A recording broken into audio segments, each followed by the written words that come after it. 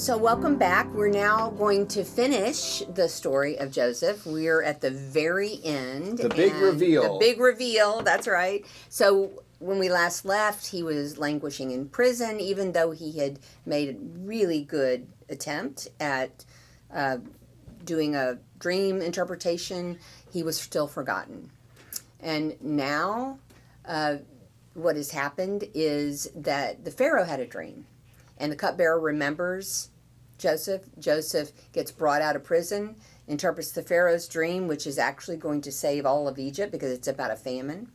And Joseph goes from being a prisoner to being an important person again in a household, but this time it's the household of Pharaoh, and put in charge of everything. And the story continues, and at this point, he is living a very complete life, a very successful life. He's got wives, he's got children, he's in charge of everything in the Pharaoh's household and of food distribution for all of Egypt. It has been a marvelously successful life, except there is still a wound and hurt and pain in his life. And lo and behold, a famine comes to Canaan, and of all people, Joseph's brothers show up in Egypt asking for help. Because their father says, "What are you doing looking around here? Go to Egypt." I love Jacob's. Come on, right, guys, go to Egypt. They end up in front of the Pharaoh and Pharaoh's person, Joseph. They don't know who he is, but Joseph knows who they are. And so isn't that interesting that Joseph recognizes them? Right. But Joseph has changed so much. That's right. Speaking a different language even, and they that's don't recognize They Joseph don't recognize him at Mm-hmm. all. And some kind of shenanigans ensue because he doesn't actually reveal to them who he is. And there's a movement to give them some food, but make them, give him one of the brothers in swap. Simeon, yeah. Simeon in swap. There's swapping going on of brothers. Then he tricks them to make it look like they've stolen from him. Just all kinds of things happen. And finally, we come to the moment where he, in his pain and his suffering, is ready to kind of come clean. And we're in the 45th chapter, beginning with the first verse, if you'll. Then Joseph could no longer control himself before all who had stood before him, and he cried out, "Send everyone away from me." So no one stayed with him when Joseph made himself known to his brothers. And he wept so loudly that the Egyptians heard it, and the household of the Pharaoh heard it. And Joseph said to his brothers, "I am Joseph. Is my father still alive?" But his brothers could not answer him. So dismayed were they at his presence. Then Joseph said to his brothers, "Come closer to me." And they came closer. And he said, "I am your brother, Joseph, whom you sold into Egypt. And now do not be distressed or angry with yourselves because you sold me here, for God sent me before you to preserve life. For the famine has been in the land for 2 years, and there are 5 more years in which there will be neither plowing nor harvest. God sent me before you to preserve for you a remnant on earth and to keep alive for you many survivors. So it is not you who sent me here, but God. He has made me a father to Pharaoh and lord to all his house and ruler over all the land of Egypt. So hurry and go up to my father and say to him, 'Thus says your son Joseph, God has made me lord of all Egypt. Come down to me, do not delay.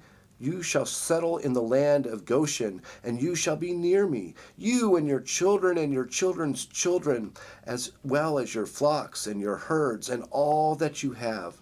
I will provide for you there, since there are 5 more years of famine to come, so that you and your household and all that you will not come to poverty. And now your eyes and the eyes of my brother Benjamin see that it is my own mouth that speaks to you. You must tell my father how greatly I am honored in Egypt and all that you have seen. Now hurry and bring my father down here." Then he fell upon his brother Benjamin's neck and wept, while Benjamin wept upon his neck. And he kissed all his brothers and wept upon them. And after that, his brothers talked with him. Wow.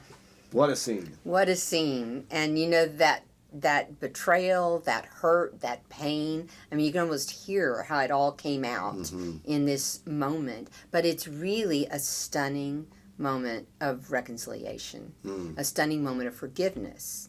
Don't be upset about what you did, Joseph says. God was in this. This was God's doing. I love you. I'm going to take care of you. Go get my father.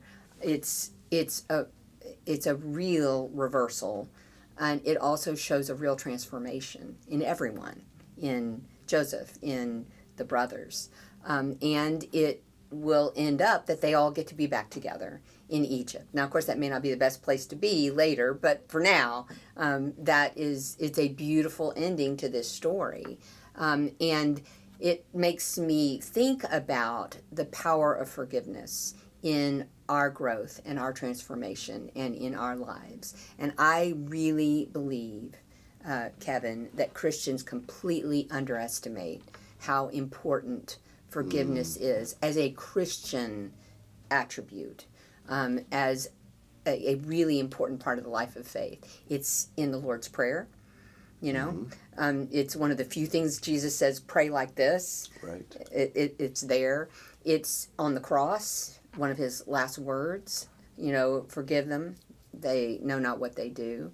It is so important in our life together, and we are really not very good at it.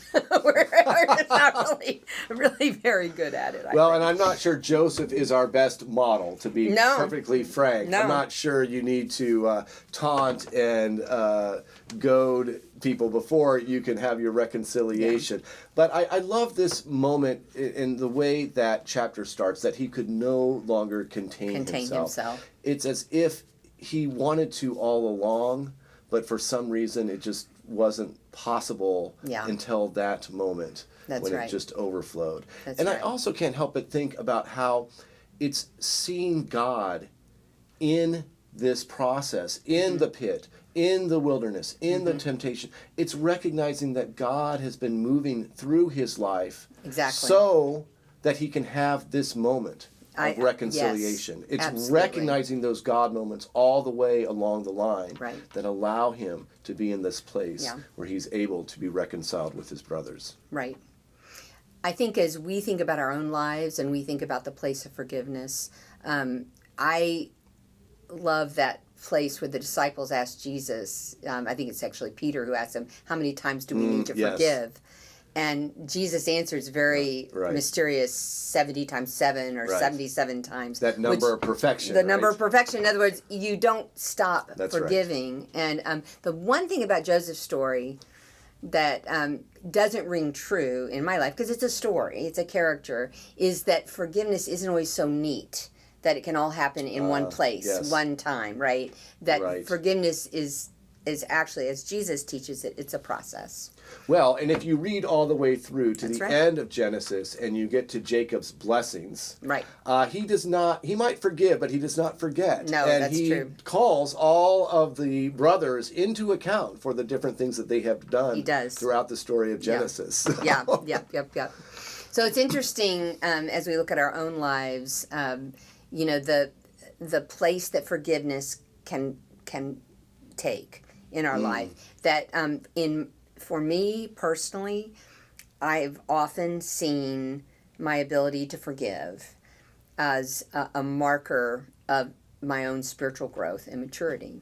And I wish that we would all welcome opportunities to at least begin to think about what could be forgiven, what can be reconciled in our lives. Not everything can be, but it really can go hand in hand with some major spiritual growth and being able to become the person you really are created to be.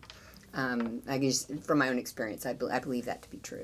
Well, we often talk about bringing our whole selves before God, Amen. even those parts Amen. that are a little messy and that That's we right. might want to hide. And I can't help but think that part of this story in Joseph, he has success at this point. You would think that his life was going great, and yet there was still more. There was a part of him that still need to be reconciled. That's right. There was still hurt and pain, and I think that all of us have had times in our relationships, especially with siblings and That's right, parents, and that we have parents. been hurt, Yes, that we have felt betrayed, that's right. and we have a tendency, I think, to carry those with us Right. for a long time. Right. And it's often not until there are moments of crisis, maybe near a death or an illness, that we are able to come and reconcile these things, Right. because we realize that we are not meant to carry these things. Amen. That- We're not. this is a burden that we are not meant to have, that we are meant to give these to God. We are meant to trust that God will do the reconciling work that is necessary, Amen. even if we feel that we can't. Amen. And I do believe that is what Joseph was saying. Yes. Is that God has done something really great here. Yes. And one of the wonderful things about being in a small group is being able to share our lives in a way that we can also recognize God is doing a great thing here. I hope this has been a wonderful study for you. I know I don't see Joseph the same way that I did before we did this. And blessings upon you and your small group.